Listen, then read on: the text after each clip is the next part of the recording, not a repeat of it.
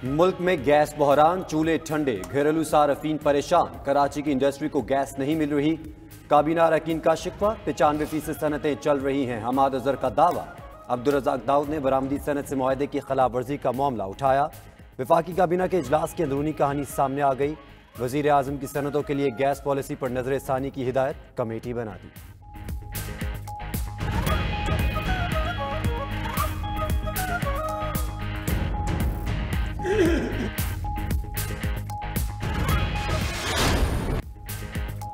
बिजली, पानी और गैस की किल्लत पर हुकूमत की हालत पतली हो गई है।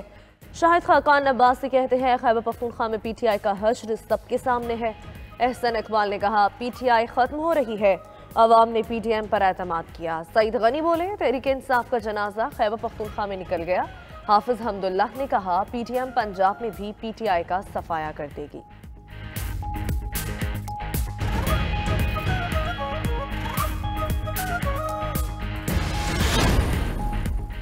एशियाई बैंक का पाकिस्तान के लिए $1.5 अरब का पैकेज। मुआहदे पर आज दस्तखत होंगे। समाजी तहफ़्फ़ुज़ और तरक्की के तहत एहसास प्रोग्राम के लिए $60 करोड़, वस्त एशिया इकनॉमिक ट्रांसपोर्ट कॉरिडोर के लिए $23.5 करोड़ मख्तस होंगे। खैबर पख्तूनख्वा में शहरी तरक्की के लिए $38 करोड़, करम तंगी आब रसानी के लिए $50 लाख दिए जाएंगे।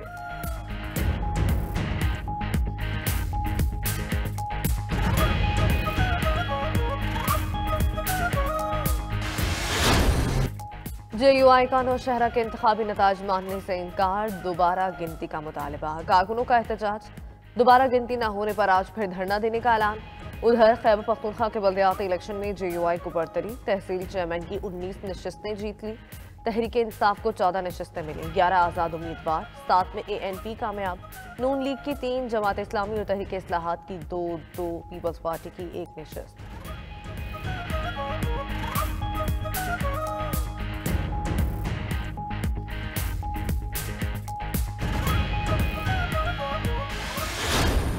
बड़ी बदकिस्मती है कि हमारी गलतियों की वजह से एक ऐसी सियासी जमात जो है वहाँ पर एक नोटिस हुई है जिसको असूली तौर के ऊपर ख़त्म होना चाहिए। फजलुर रहमान साहब का जो इक़्तिदार में आना है, मैं समझता हूँ कि बड़ी बदकिस्मती की बात। आज़ाद जरदारी साहब की जो गुफ्तगू थी उससे तो मुझे बड़ी मायूसी झलकती नज़र आई है।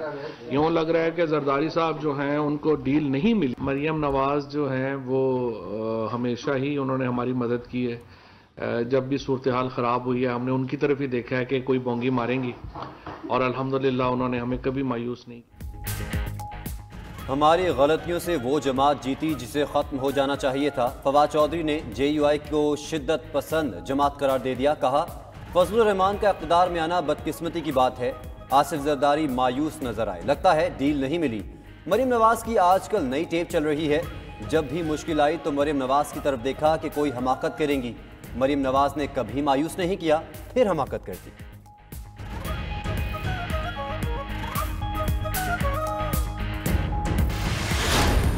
मनी लॉन्ड्रिंग का केस बनाया शहबाज शरीफ के खिलाफ, मिस यूज ऑफ अथॉरिटी का केस बनाया शहबाज शरीफ के खिलाफ, करप्शन और करप्ट प्रैक्टिसेस हो गई शहबाज शरीफ के खिलाफ। रोज शहजाद अकबर PID में बैठकर कागज लहराते थे, प्रेजेंटेशंस दिखाते थे, गोल दायरे बनाते थे कि ये तमाम इल्जामात शहबाज शरीफ पर लगाए गए। 1 रुपए की धेले की ना सबूत है करप्शन का, ना करप्शन हुई है।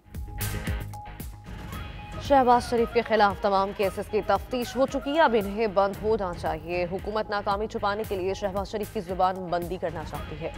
3.5 साल में करप्शन के सबूत नहीं मिले क्योंकि करप्शन हुई ही नहीं।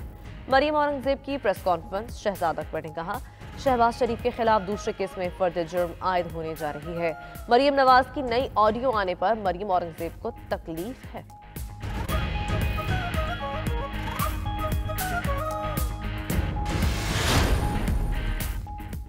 बातें करने और हुकूमत चलाने में फ़र्क होता है। महंगाई आसमान से बातें कर रही है, मुल्क में गुर्बत बढ़ रही है। आसिफ जरदारी की नवाब शाह में पार्टी रहनुमाओं से गुफ्तगू, कहा हमने वो काम किए जिनके बारे कभी किसी ने सोचा नहीं था।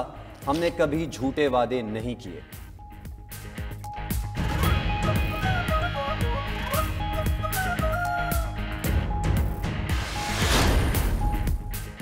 बांगला रेलवे स्टेशन पर इस्लामाबाद, तेहरान, इस्तांबुल माल बरदार ट्रेन की इफ्तिताही तकरीब। वजीर रेलवे आजम सवाती कहते हैं फ्रेट ट्रेन से तीनों मुल्कों में कारोबारी ताल्लुकात बढ़ेंगे। ट्रैक अपग्रेड होने से मुसाफत निस्फ रह जाएगी। वजीर खारजा शाह महमूद कुरैशी और मुशीर तिजारत अब्दुल रज़ाक दाऊद की भी तकरीर में शिरकत।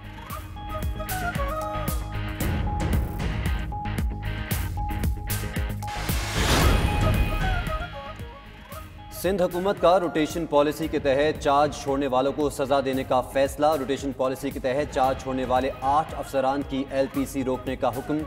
ओहदों पर मौजूद 4 अफसरान को भी धमकी दे। सिंध हुकूमत का कहना है रोटेशन पॉलिसी के तहत कोई अफसर चार्ज नहीं छोड़ेगा। चार्ज छोड़ने वाले की ACR खराब कर दी जाएगी।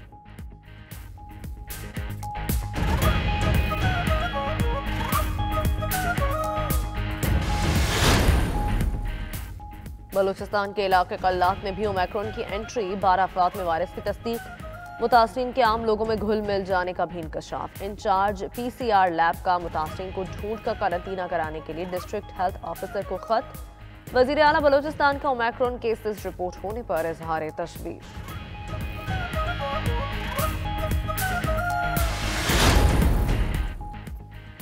अमेरिका ने अफगानिस्तान की इमदाद से मुतालिक सलामती काउंसिल में नई करारदाद पेश कर दी। खबर एजेंसी के मुताबिक चीन और रूस ने अमेरिका की पहली करारदाद की मुखालफत की थी। दोनों ममालिक को इमदाद के लिए इस्तिस्ना के तरीक़ेकार पर इख्तलाफ था। चीन तालिबान पर इक़्तिसादी पाबंदियों के भी खिलाफ है।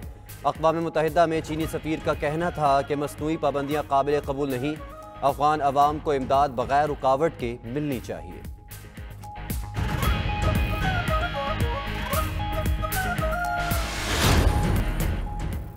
यूरोप में ओमिक्रॉन का तूफान आने वाला है। मार्च तक 70,000 अमवात का खदशा है। आलमी इदारे सेहत ने खबरदार कर दिया।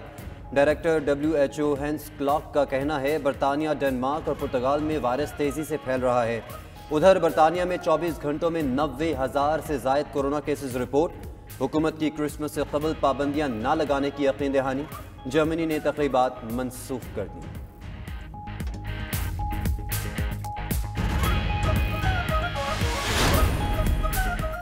अमरीकी सदर जो बाइडन ने नई कोविड पॉलिसी का ऐलान कर दिया। वैक्सीन न लगवाने वालों को तातीलात के दौरान घरों से बाहर आने से गुरेज की हिदायत।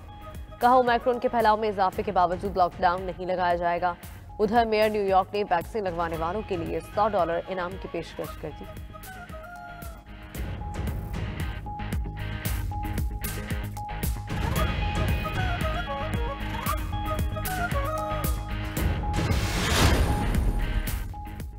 आलमी मार्केट में खाम तेल की कीमतों में इजाफा। बरतानवी खाम तेल $2.23 महंगा। फी बैरल कीमत $73.75 पर पहुंच गई।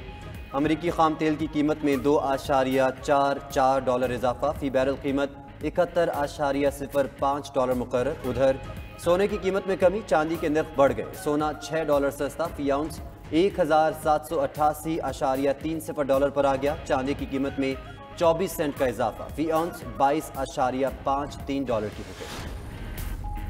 550 मिलियन पाउंड में तलाक। बरतानिया की अदालती तारीख का बड़ा केस। दुबई के अरबपति हुक्मरान शेख मोहम्मद बिन राशिद अल मखतूम साबिक अहलिया शहजादी हया को तमाम रकम यकमुश्त अदा करेंगे। उर्दन के साबिक शाह हुसैन की 47 साला बेटी ने तलाक का केस दायर किया था।